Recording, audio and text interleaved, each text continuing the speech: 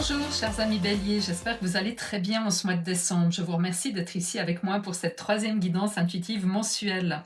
Pour ce mois de décembre, j'ai souhaité faire quelque chose d'un peu différent pour vous remercier. Contrairement aux 2 derniers mois, il n'y aura pas d'extension, mais à la place, j'ai décidé de recouvrir 4 cartes, celles qui me semblaient les plus pertinentes avec le tarot Histoire de sorcière pour approfondir votre analyse.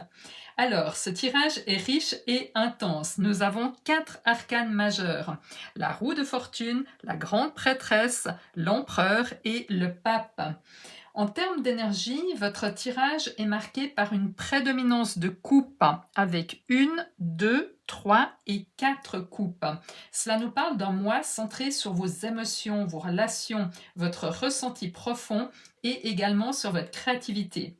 Mais ne vous inquiétez pas, on va explorer tout cela ensemble en détail. Alors, on commence avec le message des anges: bien s'entourer. Il est temps pour vous d'évoluer sur le plan spirituel. Entourez-vous de personnes qui vous aiment et qui ont les mêmes croyances que vous. Soyez prêts à accepter l'aide d'autrui. Agir de manière conventionnelle peut être rassurant, mais votre cœur peut être tenté par des idées nouvelles. Bon, alors rassurez-vous, je suis persuadée que vous êtes très spirituel, mais peut-être y aura-t-il un nouveau palier qui sera franchi dans ce domaine. On va voir tout ça maintenant. Au cœur de votre mois se trouvent 2 cartes importantes, le 2 de bâton et le 4 d'épée. Ces 2 cartes symbolisent ce que votre âme souhaite le plus pour vous en décembre, pour votre évolution personnelle.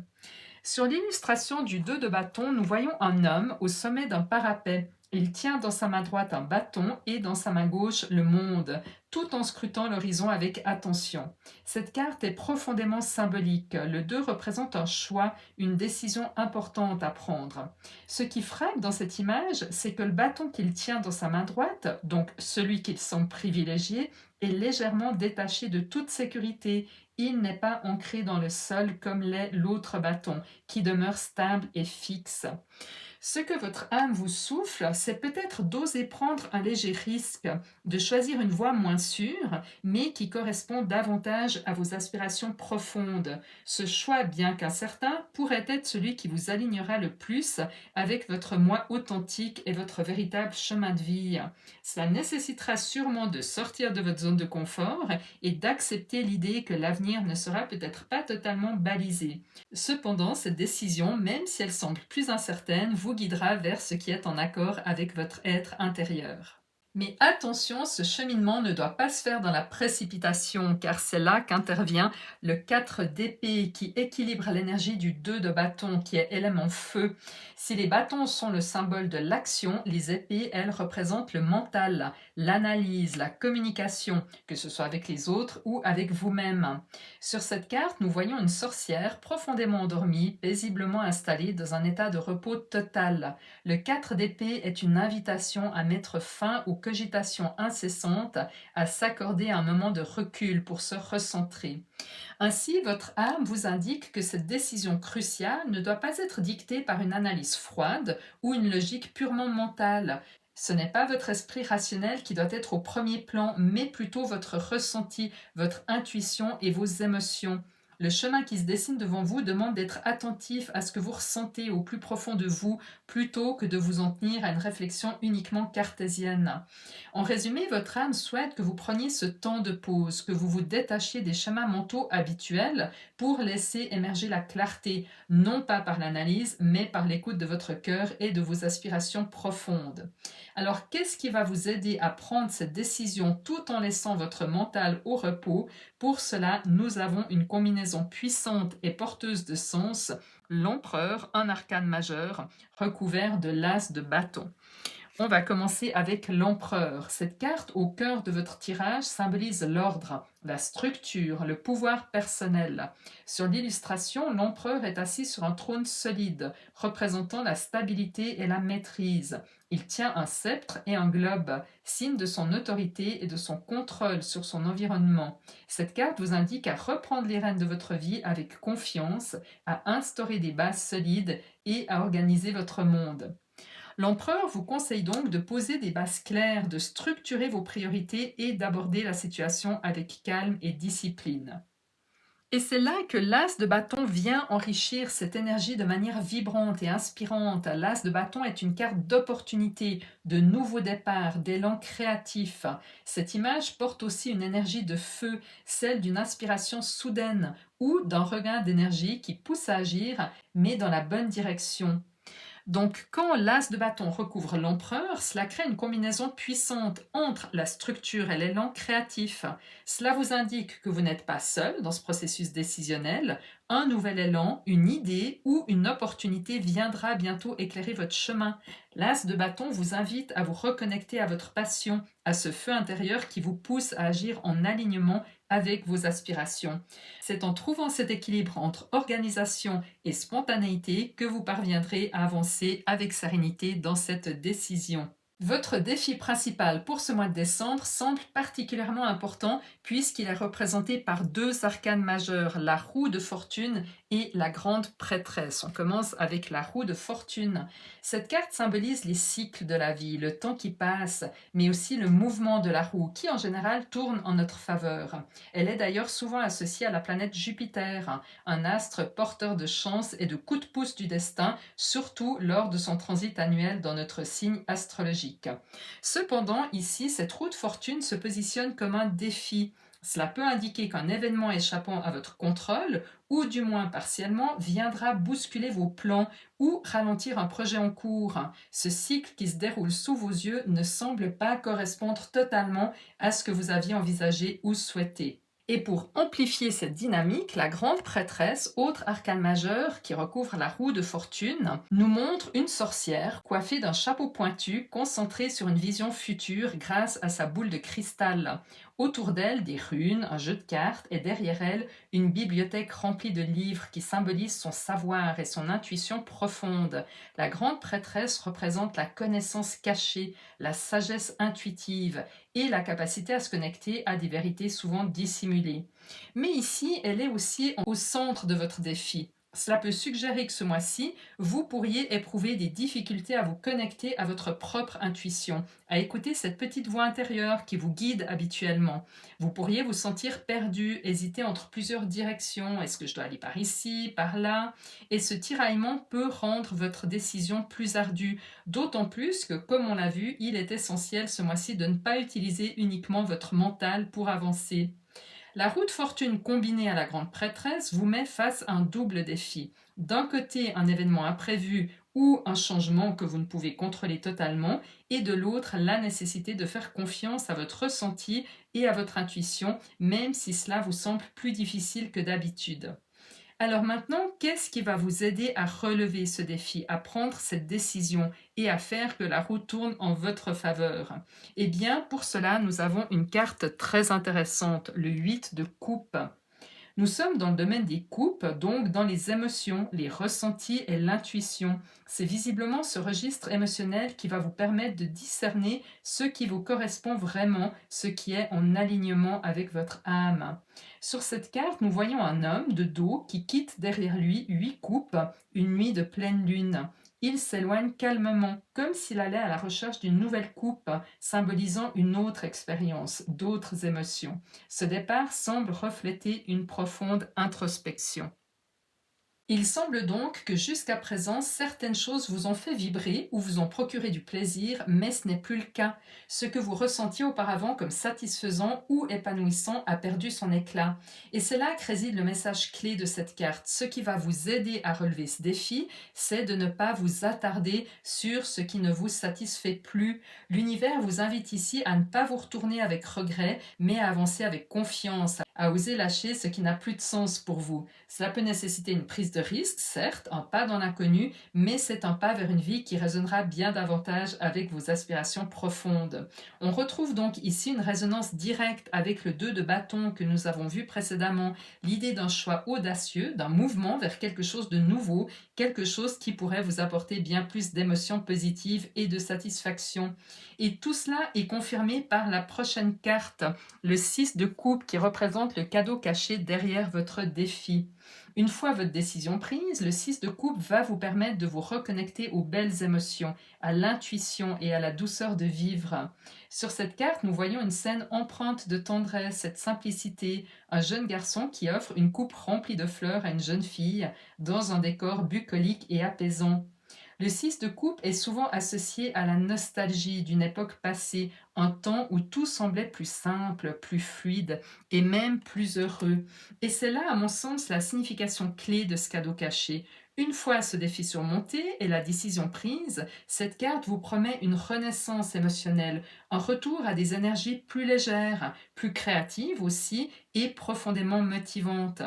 Alors, est-ce que vous allez changer d'activité professionnelle, déménager dans un lieu de vie qui vous inspire plus, changer votre mode de vie, je ne sais pas, vous l'adapter à ce que vous vivez, mais quoi qu'il en soit, c'est en quittant une situation qui ne vous convient plus que vous allez retrouver cette joie profonde. Donc ce cadeau est magnifique car il va vous permettre de renouer avec votre essence profonde, avec ce qui fait vibrer votre âme depuis toujours. On passe maintenant à votre vie émotionnelle et sentimentale représentée par une carte porteuse de potentiel, le valet de Pentacle. Les valets dans le tarot marquent un nouveau départ car ils suivent les cartes du 10 symbolisant la fin d'un cycle. Le valet incarne donc l'énergie du commencement avec un mélange d'enthousiasme, de curiosité mais aussi d'inexpérience parce que contrairement au roi, le valet est encore au début de sa progression. Il avance avec prudence, apprenant et explorant ce qui l'entoure. Les pentacles, eux, représentent généralement les biens matériels et la sécurité, mais ici, dans le domaine émotionnel et sentimental, ils se réfèrent à tout ce qui a de la valeur à vos yeux. Une relation, une émotion profonde et tout ce qui nourrit votre cœur.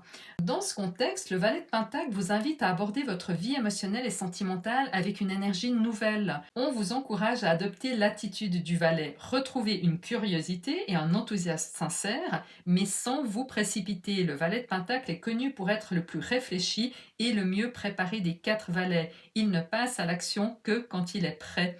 Cela signifie que dans ce domaine de votre vie, vous pourriez être amené à reconstruire ou redécouvrir quelque chose qui a de la valeur pour vous. Cela pourrait être une relation, une connexion, une passion qui mérite d'être explorée.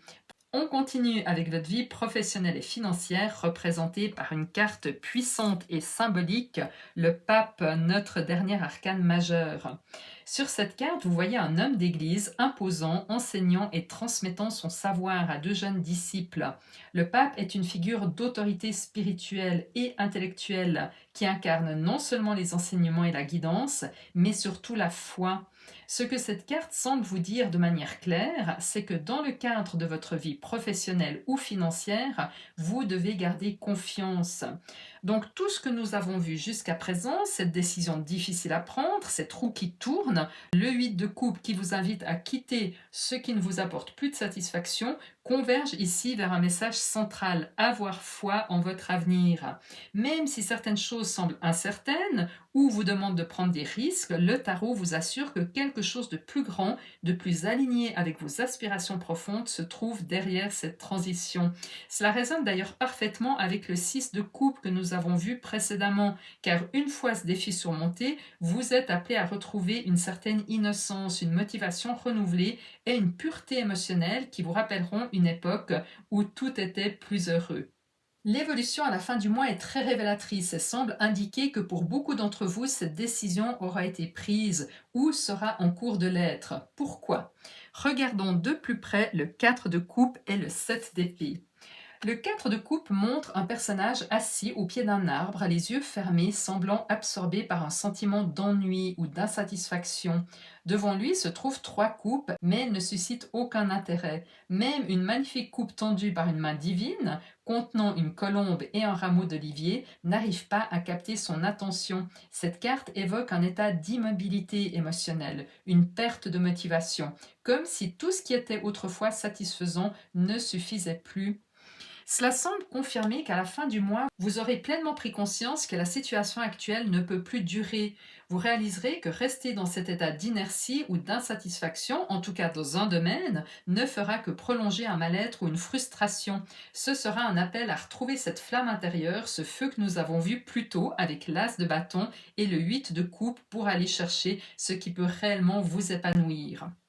Le 7 d'épée, quant à lui, ajoute une nuance intéressante. Sur cette carte, nous voyons un sorcier et son chat qui, sous le couvert de la nuit, semblent voler des épées dans un endroit où ils ne sont peut-être pas censés être.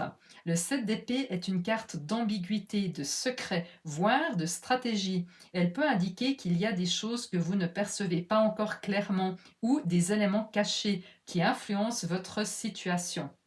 Alors que signifie cette combinaison? Le 4 de coupe vous pousse à reconnaître que vous ne pouvez plus ignorer ce que vous ressentez profondément, vous n'êtes plus aligné avec votre situation actuelle, ou tout du moins, encore une fois, dans un domaine important de votre vie. Et cela devient évident à mesure que le mois avance. Ce désintérêt, cette absence de passion, est le signal qu'il est temps de changer. Le 7 d'épée peut indiquer qu'il y a des éléments de votre environnement, des personnes ou des situations qui ne sont peut-être pas totalement claires ou transparentes.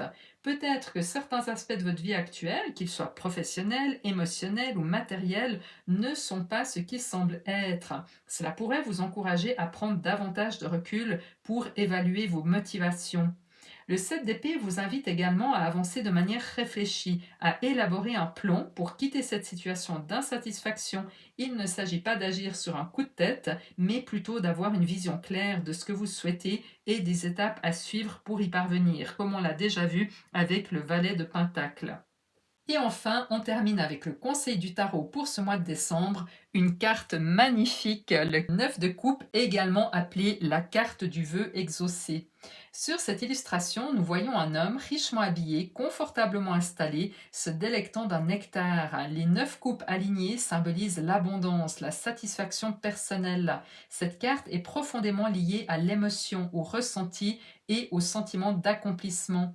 Le tarot semble ici vous rappeler que même si certains points de votre vie ne vous apportent pas une satisfaction complète, il est essentiel de reconnaître tout ce que vous avez déjà accompli. Vous pourriez avoir tendance à être très exigeant avec vous-même, à voir plus souvent le verre à moitié vide qu'à moitié plein. Or, cette carte vous invite à prendre une pause pour célébrer vos victoires et pour savourer le chemin parcouru jusqu'ici.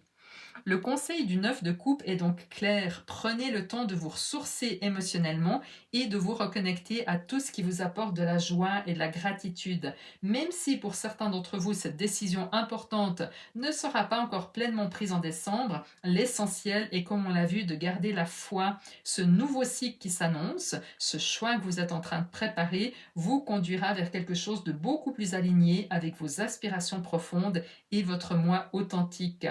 Rappelez-vous également du 6 de coupe qui vous attend, ce retour à une simplicité et à une vie plus fluide et plus enrichissante. Voilà, mes chers béliers, un mois riche en émotions et en décisions clés pour votre avenir. Moi, je vous souhaite d'ores et déjà de très belles fêtes de fin d'année. Merci infiniment pour tous vos commentaires que je prends toujours beaucoup de plaisir à lire. Merci aussi pour vos likes, pour vos abonnements. Prenez bien soin de vous. Je vous envoie tout mon amour et je vous dis à très bientôt pour vos prévisions de l'année 2025.